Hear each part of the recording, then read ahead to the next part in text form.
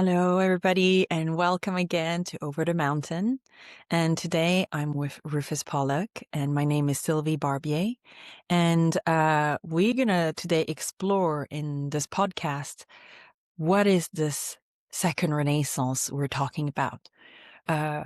Once we climb over the mountain, where is this place we're trying to go? And before we get started, I want to express that in this metaphor of going over a mountain, there's maybe a little danger because many of us can be caught in once I get there into this utopia, then it'll be fine, you know. And it has led to a lot of suffering in our world of the rat race chase. Once I get this job, then I'll be okay. Once, the communist dream is established, then humans will be freed. And what we want to kind of frame here is that there's this balance between walking and being joyful while we walk on that path to a second renaissance. And yet there is an aspiration for human being. There is an aspiration where we get to live in harmony and mostly a world that works for everyone. And it's not maybe that there's one path to it up over that mountain. Is maybe that there's also a generally sense that there is a direction that we aspire to go. But I just wanted to kind of also frame that a little bit of we're well aware that there's limits in this metaphor, and we don't want that metaphor to also take away from the sense that the present moment is sacred. Paradise on earth is right here, right now. As we walk along the path, we can enjoy each step and see that we can fulfill also on this aspiration right here. So today, Rufus, I'd love to ask you more questions. And the first question I have a little bit is, well, basically, what is the second Renaissance? Well, I think there's two ways. There's a kind of more abstract way we could describe it. And maybe there's the way, in fact, because you were one, of the originators of this term, that you could put it, I think, to start with. Actually, I would love to, if you were up for it, to invite you to share saying this moment, this kind of the more earthy, the more simple way of putting it, of the kind of death and rebirth. Would you share that a little bit? Because Sure. So second Renaissance is Renaissance in French is a new birth. And so basically, in a moment of new birth, it's a liminal time. It's a moment of death and birth that often coexist and come together. So we're in this moment of a decay of the world as we known it. It's breaking down. There's many political, social signs that we're coming to a turbulent time. And yet, in the midst of this breakdown, there's something that is emerging. There is a renaissance. Now, in the maybe more Western-centric, it's a second Renaissance, the way there was a first Renaissance. But most civilization has gone through, cycles of death and birth. The way that maybe, we had a moment of decay also during the decline of the Roman Empire. And then feudalism rise out of that. And there's moment of decay in the feudalistic system.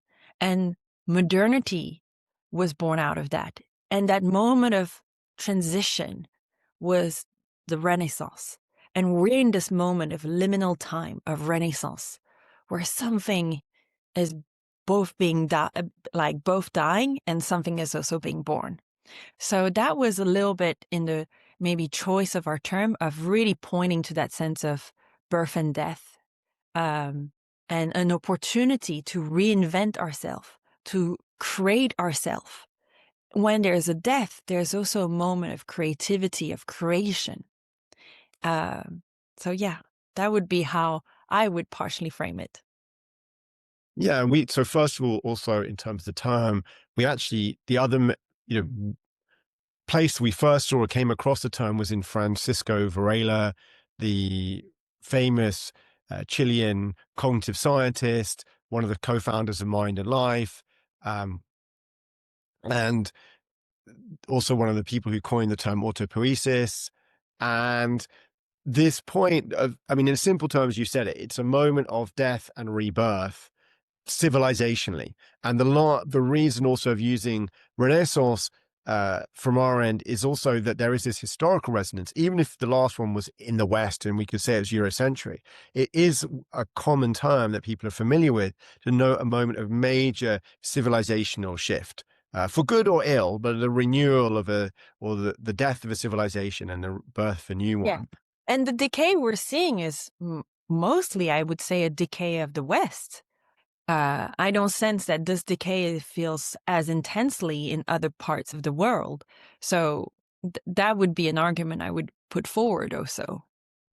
Yes, though as we'll say in a moment, what's really we think is decaying is modernity, a civilizational paradigm which is now globalized, again, for good or ill. So, and the effects of that decay, for example, in ecological overexploitation, is happening perhaps just as much in Africa as it is in Western Europe, or just as much in India as it is in the Western United States. So these things now, because of our globalized world, modernity has spread everywhere to a great extent.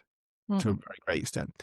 So more technically also, we're using the term second renaissance both for this moment and also, as you'll see, we say we're trying to go to a second renaissance, that moment of rebirth. So also as a stand-in and for the kind of the vision of a new world, or at least the birthing of a new world, whatever that new world looks like. And we'll also use terms like metamodern or integral, or Joanna Macy's terms like great turning, to describe these moments. So there are other terms that kind of come up, but the second renaissance describes the moment between worlds and the moment of birth of the new civilization, and as well as what we think it could look like. Yes. Okay. So I guess in a way, so we're in this moment of the decline of modernity. And I think for me, there's also a really important framing of saying, well, we are the children of modernity. And we're in this place of the decline of modernity. And we're trying to climb over that mountain. And beyond that mountain, there's this kind of second renaissance. And where we're sitting here in modernity, I first want to really honor also our ancestors. For good or ill, we are here in modernity with everything that has brought us. And also, if we don't sense that we're actually part of ancestral lineage of human ancestor and non-human ancestors, we also don't take a bit things for granted and don't see ourselves as ancestors, that that we have children or not, we're going to leave something behind. And the first, I really want to honor the benefit that we had from modernity and create like a larger context, really create that 7th-generation perspective mindset of like, okay, I am grateful that we have lived with far more equality than they had been for a long time, that I as a woman get the right to vote now. And it is through this value that modernity had of every man is equal. Now it has maybe not yet been able to fulfill on, as Bailey may, any human being is equal, fulfill on that dream. But it is a beautiful dream that we're living into. We're living partially the dream of our ancestors. My grandmother had to ask for my grandfather the permission to have a checkbook. And that was an amazing thing when women could get their own checkbook. And like, I'm living the dream of my grandmother. And it's important to acknowledge that. Like, and that there is rationality. The church at time was extremely oppressive and dogmatic, and people experience huge persecution from the church. And so this desire of rationality was also a liberation from the dogmatism that was present in the church. So I am so grateful that I get to maybe, I don't know if that's rationality, but in a way it's like have this attitude of being able to question, in rationality, there was also like a questioning of reality, and not to be given by a God-given truth, but I can inquire. And there's something extraordinary that today I get to live, and I can question things and not feel that if I question things, my physical safety would be jeopardized. And again, we see that human beings are not maybe that rational of an animal, because even sometimes as given a rational fact, we still don't change our mind. But there is this dream of rationality, and it has beauty in it. I don't know, I could continue, and if it Yes. like, I like, again, like there's this dream of individuality and freedom, like in the past, like there was a beautiful bond with your community, but your community could be extremely oppressive.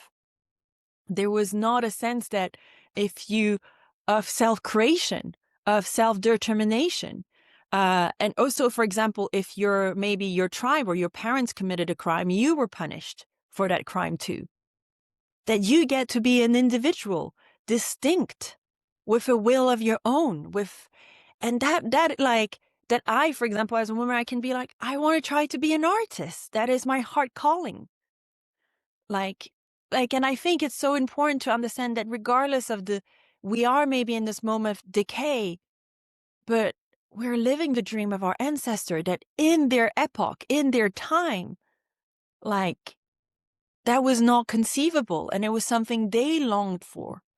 That there was a sense of progress. A lot of people had to just accept the status quo of poverty, of famine, of death of young, child death, and women's death at birth. And there was a sense of like, no, we can be more. We can aspire to more. We can have more. Both in this, like, where we can the being that, and also in taking the feudalistic system of capitalism was a big leap forward, because before that you had feudalist system, and it's like, oh, that material progress was amazing. When I gave birth to Atienne and Alethea, I was so happy to know that I had the option to go to a hospital, and that there had been the scientific progress and this material progress of discomfort. I enjoy living in a warm house. Now, in a way, I'm saying they dreamed something for humanity and for their future generation, and we have benefited from that dream. But we're also now seeing the decay and ripping, like, the cost of that dream. Every dream has a price, both a price of like something that is given and a cost. And in a way, in the second Renaissance, we are now collectively dreaming of what is it that we want to give to the next generation. We might not live that dream, but what are views, the values that we want to transmit? And again, the next generation will rip those fruits, and that dream again will decay, and they will need to have another moment of creation, death, and rebirth. But I think it's so easy today, often when we talk about, everything that is going wrong, and not seeing that, well, some of the things that are going wrong is that they also went right in some ways. Yes. Yes. So, I mean, so beautifully put. And I think one of the things we had as an earlier project at Life Itself was around what we called Requiem for a Dream, or Requiem for the End of an Age, which was this aspect that we give funerals. I mean, and I think the analogy here for people listening, I think it's very helpful to think of this analogy between a human life, or the life of any organism, and the life of a collective and a civilization. So that's the kind of analogy here. We say, when something is dying, something is also being born. And you can think of a person's life, maybe at the end of their life, things are not so great. They're ill, they're sick. You're having to look, we've looked after, Sylvie's father when he was ill and unwell and had a stroke. The end of civilization, or the end of his life, might not seem so pretty. There are things that have gone wrong. Even the kind of, I think, a noticeable thing sometimes, if you've cared for old people, is some of their habits maybe some of the good habits, but also some of the, habits of ego mind that are suffering kind of come out more strongly. When you have a stroke, some of the filters are off. So the same thing with civilization, as we come towards the decay, we can forget what was glorious about someone's life, and we do want to have a proper funeral and really be like acknowledging modernity. As you say, I think the most obvious for people is just to think of medicine and healthcare, which I think are modern medicine and healthcare, while there may be many deficiencies in them that we could come to, or that they become reductionist or all kinds of things. Overall, I think most people on earth, you ask them, would say, would you prefer to go and see a dentist today or go back, 500 years? Right. And so, modern medicine is perhaps the most visible aspect of modernity, that we have dentistry. Women, you know, used to often die in childbirth. It was a major risk. It was certainly extremely painful. Children would frequently die at young ages. We've had a transformation, in that area.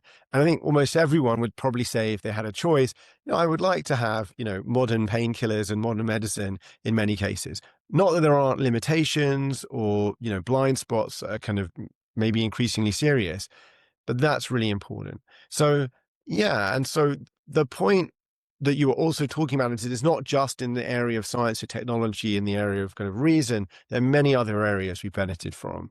Yes. I also really like your yes, the analogy of like as every human being who die, death is very confronting. It is hard to die with grace. I would say that if a civilization can die with grace, that would reflect a lot about their wisdom. The way that when an individual can die with peace and grace, that reflects a lot of their life path with a lot of like equanimity and wisdom. And that when there's a death coming, there's also a lot of grieving, that we want to go back and resuscitate the old times. And that's a tendency that we see also, that there's a grieving, a holding of wanting to push back this time. Um, and also there's maybe at time a sense of being lost, of without this person, we're lost. We don't know how to go move forward. We don't know how to be adult ourselves and to be responsible and create ourselves. So I think and we're here maybe in the second Renaissance in this community. We're both the doulas and birthing a new future, but we're also the death doulas of midwifing this dying past. So both were the figure of the doula and the midwife are very relevant here, of like helping something to be born and helping something to die. Now, Rufus, I would love to have you express a little bit about us, if we're so at this kind of moment of decline of modernity, and we have shared, the amount of beautiful gift it has given us. Could you explain, like, also share with us, the shadow side of these values? Like, what if there's kind of 5 value principles that were core to the ideology and of modernity? First, yes, what would be those 5 values of modernity, and what would be their shadow side? Yeah. So first of all, I'm going to come to that just to say something as we're listening for people is what we're also saying. We use the term modernity. We're about to say, what comes next. The idea we're suggesting here, just in the background, is that there are these kind of civilizational paradigms, that they involve, institutions and structures, like capitalism, the way you run the economy. They also, they have legal forms, like whether you have, rights, the Bill of Rights, or you're back in a feudal structure where you don't have that and the king is in charge, or the Pope is in charge, or whatever it is. So what we're talking through here is trying to describe modernity and then what may come beyond modernity in a second Renaissance. But you just want to, first of all, just settle into the idea of civilizations and kind of what makes them up. And we're particularly interested in thinking about the most maybe invisible, but we would say important aspect of a civilization, which are the core views and values of that civilization. So the advantage of things like structures, like the economy or laws, is they're quite visible. I mean, laws are literally written down. You can read them. You can normally see ways the economy works. So, modernity, there are lots of markets. Everyone's buying and selling things, at least in capitalism. Um, Back in feudal times, you'd have seen something very different. Peasants were tied to the land, or they were serfs, or they were kind of semi-slaves to some extent. You could kind of see that. The way that people, though, think and see the world is normally less visible. It normally actually only becomes visible at moments of deep change. So, for example, at some point, everyone thinks the world is flat, at least, let's say, in Western world. And that's just kind of taken for granted. People maybe don't even really think that that's how they see things until someone comes along and says, oh, no, the world is round. And then there's a big discussion and debate. Or there's death penalty and the king has the right to life or death over other human being, or that slavery is normal. Yes. It's just and except for very unusual people who are normally actually even quite endangered in the society, it's unthinkable. I mean, not entirely unthinkable, but quite unthinkable. No, but yes, but what I meant is that, for example, you take back in Athens, Yeah. slavery is totally normal. And we're talking about, therefore, your views and value define what you even believe is possible. Right, exactly. So just the thing is, we keep using this analogy of like water the fish. The water to us is our culture, and especially the foundational views and values, what we would call the civilizational level views and values. So, for example, modernity, we would suggest now basically Yes. it's dominant in most places in the world. Now, to be clear, in a cultural terms, a French person eats differently from an English person. Can I maybe interrupt you for a moment? You say modernist is dominant in the world. It's also dominated because of globalization. Globalization has made modernity spread across. They are also quite pockets are resisted to that. Yes. But because of our globalized system, it has basically spread quite across. But I would like to come back to my question, which was like, Good. okay, so now that it's covered, that we're wanting to touch views and values because that's the water we swim in, what we think is possible or not. It's about what are the 5 views and values of modernity.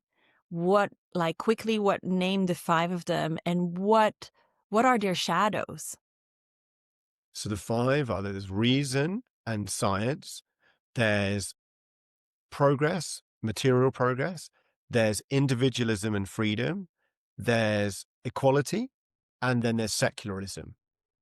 So, I mean, reason, we've talked about their gifts before, and now the question is, there's brighter the light, if you like, the brighter the shadow. So in this case, like with reason science have been incredible. The issue now comes that reason becomes rationalism in a way, narrow rationalism, a reductionism.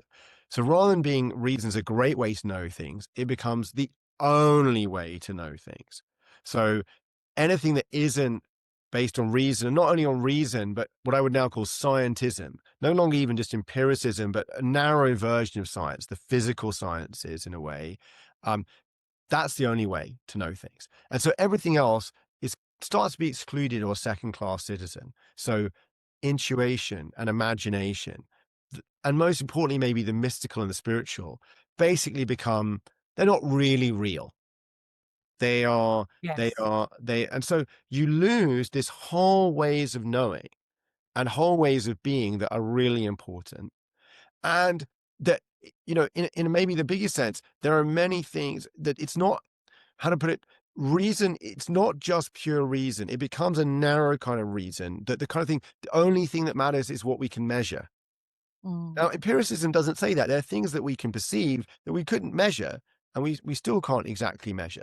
Um, we can perceive people's character, but can we exactly measure someone's character or being? Or Um, measure the love you feel for your children, like y- the beauty of a flower. right. And so it's not only that, but reason becomes this narrow version. And I think, just to say something here, and it's going to be an aside, which I hope I don't get in trouble here with you on the podcast, but I think it's very useful to think of analogies with the past and the history. And so the end of the last great civilizational paradigm in the West of, Christianity and feudalism in the West, at least, you could see this amazing institution which should be in the Catholic Church. You know, in many ways, this was something incredible that got built up over 1,000 years from the end of the Roman Empire, and there was a lot of genuine mysticism and sacredness in Christianity. And at the end of that era, by the late Middle Ages, it was very corrupt. You know, Catholicism, there were still very honest priests very touched by God or the sacred, and yet, you know, you had the Pope selling indulgences, you had the Pope, you know, and cardinals with mistresses and all kinds of moral and financial corruption. And so the same thing happens even in this thing like reason. There's something very beautiful in reason. And then when it becomes narrow in this way, it almost becomes actually life destroying rather than life giving. And so that's one thing that's happened, is that reason has become very narrow. You know, Also, you're touching that every time in the cycle, there's like a moment of calcification. And there's often this in the desire of like birthing something new comes out of maybe a reactivity from what has happened in the past. And maybe we want to also say that the day, like, while there's a limitation to reason, we're also proning to not throw reason entirely, that reason yes. serves a purpose. So those five values that we mentioned, we see that they're reaching to a decay phase. But in this renewal, they will then talk more later on, to not also throw all the babies with the bath water. Exactly. I mean, so the obvious thing would be right now to go, okay, reason, it's become reductionist. It's kind of misses out on on the spirituality, all these things. Let's get rid of reason entirely and go completely over to mystery on the Yes, other that's side. not what we're saying. We're saying, okay, Yes. limitation, and that's the impact of the calcification of reason. But I don't want us To today to go go to the into like well, we can come back to this to note for the point things like transcend and include from integral, the desire to integrate things. But let's come to that later. yes, we're Let's keep not going. Let's great. keep I'd going. like us to move on to the four other values. So there's reason, the shadow of that we've talked about. Then we've come to materialist progress. I think this is one of the most obvious to many people of the shadow of this, which is just endless material growth, which at least after a certain point is neither very satisfying to human beings. There's only so much food you can eat in a day. And on the other hand, is actually becoming, you know, dangerous. I mean, cancerous to our planet. We are putting our ecosystems in deep danger from this endless growth, which means ever more consumption of resources, and climate change, Yes, global we see warming, etc. terrible landfills of, fast fashion, objects being thrown after only like 1 year of use, like the carbon emission that are happening. And mostly one of the great way of seeing that is like the climate crisis, yes, that we're facing is partially because we think we can grow eternally, but we yet only have one planet. And you can also see how these go together. Material progress is deeply connected to reason and science, and similarly, reason and science, what it really kind of enables in people's everyday lives is more stuff, meta medicines or so on. And you also, you could even see the ideology. We've got a problem with material progress. Let's have more science and technology to fix it, kind of model, like green growth, etc. That's number two. Number three, we were talking about was individualism and freedom. Well, that's amazing, as we've discussed. And what are the downsides? Well, people are pretty lonely. One of the very, very early, even in the 19th century, we had early sociologists like Durkheim and then Weber, sociologists, pointing out that people were committing suicide. Durkheim was studying in the industrial societies because people were atomized, they were alone, they'd lost their community. Humans are communal animals. So there's this huge loss. And there's also, I think, even again, not only losses in terms of that aspect in our personal lives, but individualism is deeply embedded in our economic system. Economics, which is sort of the combination of science, with how do we run our societies, but certainly our economies.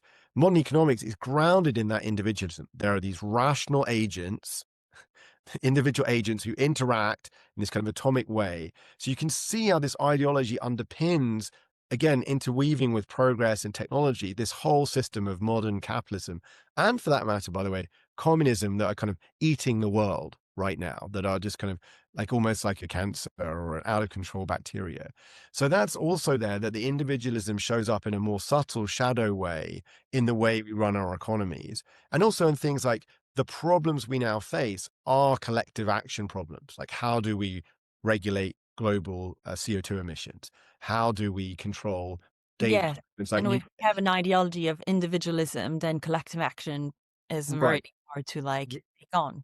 We talked about that a lot in the first episode, but so that's like the more subtle implications of that shadow. Then there's the equality. Now, equality is the maybe the toughest one, the water we really will swim in. Of like, what could be bad about equality? Well, there's a great Gatha at Plum Village, the Buddhist monastery near here, from Thich Nhat Hanh, and I think from Buddhism generally, where it says, "Save us from the superiority complex." We all get that. We don't want to be superior and dominating other people. And then it says, "Save us from the inferiority complex." And we all think, "Oh yes, well, I don't want to also be a victim and it's subservient." And then it says, "Also guard me against the equality complex." And you're like, huh? The equality complex? And the only example I can think for myself is that when I was 22, I went to Plum Village for the first time. And there was Thich Nhat Hanh giving the Dharma talk. And after a couple of days, I was like, why is he giving all the Dharma talks? Why is he sitting on the platform? Everyone should be giving the Dharma talks, because I was a young egalitarian. And I guess for me, certainly now, I can see the ludicrous in that, which is that Thich Nhat Hanh had been practicing, was a fairly enlightened master at the very least, had been practicing for like 60 or 70 years. And I've been practicing for like 2 years. Now, while I wasn't saying I should be on the platform, I was kind of saying, well, it should rotate or this or that. And so there's this aspect where we can lose any respect for expertise. We can be completely hobbled in our ability to have leadership at given moments, because why should you be in charge? Why shouldn't it be me in charge? Or why shouldn't it be someone else? And so this equality complex, which I think is based on something very, very true, actually very beautiful, which is we all have Buddha nature. We all are children of God. We all have moral merit and value Mm. that should be recognized, and kind of in some sense, I mean, I don't think it's even comparable, but it's, we, in some sense, equal value. Then confuses that with that we have different skills or capacities or needs in a given moment. And so that's the kind of the shadow of it, is it becomes this kind of reductionist, aggressive leveling, that in the worst cases can become totalitarian, as we've seen in the last century, and murderous, that Mm. this kind of pursuit of egalitarianism. So that's that one. But I think it's the most subtle, the one we have to sit with the most to really see what the good and the shadow of equality. And then finally, there's secularism, which is that the separation of the sacred in the state, and of the church and the state, and of religion and the state. And again, there's huge benefits of that, I think we've talked about. And I think the phrase that we remark often at life itself is, there's a great quote from Proverbs, which is, without a vision, the people perish. And in a sense, once, in a way, we always have a religion. It's just whether we see it or not. Capitalism is a religion. Um, Modernity is a religion. They are views and values that are held as a faith, and so deeply that they're almost impossible. It's not a truth that the only way to knowledge is reason. It's a faith. It becomes something we just believe. Um, and we even believe that people who think differently are dangerous. Um, they're quacks or mystics or something. And so in secularism, I think the most subtle thing is that we become robbed of vision. The thing that really gives us vision as a society ultimately looks something like a religion, whether you call it that or not. Whether as I said, and today we have very maybe sort of weak religions, but they're the religion of capitalism, of infinite growth, of the particularly, I think, the religion of technology. That technology can give us infinite life. That technology can, solve every problem. We really have technology as God. And so the danger of secularism is that if it removes it from society, it takes away our ability to have a powerful vision on which to base, in a way, community. Now, we don't want religions maybe of the past that are dogmatic and oppressive. We want open-minded religions. We want religions which are explicitly non-oppressive and non-violent. But yet we need religion if we are to have Well, a collectives and a well, collective action that is powerful. well, yes, and also just pause a second. You're Yes. also because like suddenly we're jumping into religion, which wasn't but you're also saying like regard like human being what you're saying I'm translating here what you're saying is human beings are ideological animals that Yeah. we always live in an ideology like and an ideology has in a way a vision. Now is this vision known, like are we even do we see the own vision we're actually fulfilling on and pursuing or not? And there's maybe not so much differences between religion and ideology, and Yes. and that therefore, like if we're at the bankruptcy of this past, the ideology of modernity, there is a need for a new vision, um, and therefore new vision would have elements that are ideological and religious in elements. Now we might need to guard from pitfalls of dogmatism, and the way there's been religious dogmatism in terms of like abuse, like disformation of sacred text, um, or abuse, the link between I think you made that point because you're touching on secularity, that our fifth one was secularity, um, Secularism. Yeah. secularism. Laïque in French. Yes, Like, yes, yes. And that's so and the shadow, can you explain, like I didn't get the shadow of secularity because in many people are like secularity is great. We should separate state and religion. I mean, like look at what has happened, the abuse of religion and power. yes. So what's the Right. problem with secularity? And so this is what I'm saying. These get the last two of equality and secularism, I think, are the most hard uh, to see and the most subtle to talk about because we can touch a lot of reactivity in ourselves. Yes, I we've covered certainly, equality. I'd love to understand more the secular one. What's I am, yes. So I'm saying, so yeah, maybe to start again. So you're saying, so we're going to come to the fifth now, which is secularism. And we again can maybe obviously see the gift of secularism, of the separation of the state from religion, from traditional religion. But what are the shadows? That's harder to see. Like equality, I think it's one of the most difficult to see. And we have to also tread carefully here because I think this is an area where we can stop thinking. There's a deep reactivities and traumas around the connection of religion and the state that we are still healing from in many areas of the world. Um, yes, I'm not sure I would want to live in Sharia law. yes, and so we And want to be Christian very, very or clear. Christian or Buddhist, Buddhist principle are amazing. I'm not sure I would want everyone to feel forced to live by Yes, Buddhist and ethics. that's not what we're saying, and not what we're saying about going beyond secularism. But we are when one talks about at least religion and spirituality have become individualistic. And religion traditionally is a collective thing. And the question here is what is the shadow? Let's just focus on that in the shadow. And the fact is, I think, first of all, that we always actually live in a kind of religion. It's actually unavoidable for human beings to live without an ideology or a worldview. What I mean is certain fundamental views and values that they can still hold with awareness. It is possible to hold that, lightly, but which you are living in as assumptions about how the world is. It's just not possible to live day to day questioning all the time basic things like the world exists out there or that, there are certain assumptions. And in modernity, we all have got a kind of religion. We just don't call it that. And I think the most obvious way to see it is the way we relate to technology now, for example, often. Technology will give us infinite life. Technology will solve all problems. It's all powerful.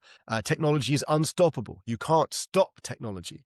If this is resonating for you as a listener with what you hear, at least some people around you say in the world, if for example, Mark Andreessen, who is one of the a very famous venture capitalist now in Silicon Valley. He has this techno-optimist manifesto, kind of like this, this technology is a force for good. It's kind of unstoppable. We just need to have more of it. Um, you could hear that resonance with old style religion. You know, it will give you eternal life. It's all powerful. You can't question it. You can't stop it, etc. So you can see the way we live in a kind of religion. Capitalism, if you like, is a kind of religion. Science becomes a kind of religion, taken to an extreme. And so what I'm saying here is that you actually are living in a religion because societies need some common base in which to operate. So what we're saying here is not that we want to return to the religions of the past, but that we must accept that we often have we need something, but both we are living in some worldview and we need something that binds us together, that provides us coherence. Now, we want to hold that lightly and open-mindedly in the future, non-dogmatically. But when you take away religion from the state completely, So when you say it, religion here, can you define what you mean by religion now? well, I would Like say religion in the like broad sense collective is collective something that gives you spirituality? that gives you a worldview, and it gives you values, moral values. It gives you a sense of what is the good and what is the true, and possibly what is the beautiful, at least at a base level, right?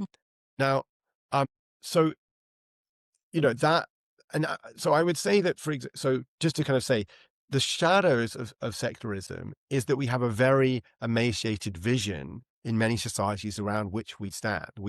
One of the reasons we are so atomized as well is that we lack a coherent vision, and often I would say we're even living on the crumbs of past religion. The truth is that, for example, like even in France, which is a society in which if you're a parent, you get sent leaflets by the state telling you that your school is laïque, that it must be no religion there. The truth is, France is still a very Judeo-Christian society in which in the background, there is still a lot of morality and behavior that comes from thousands of years of, Christianity, and then even before that, other religious traditions. And so this idea that we can somehow live without it, the thing is, it's sort of denied. And it's a true example of shadow in the Jungian sense of shadow, which is that which we do not see. So the irony is we are still running both on past religion and then on the religions of modernity. And it's that we should become conscious, and it must be open-minded religion. It should be not, we want something that's non-oppressive, but to recognize that we always have to live in ideology. And I think if we also want to live in a decent society, we always want a society with some idea of the good. I mean, we do.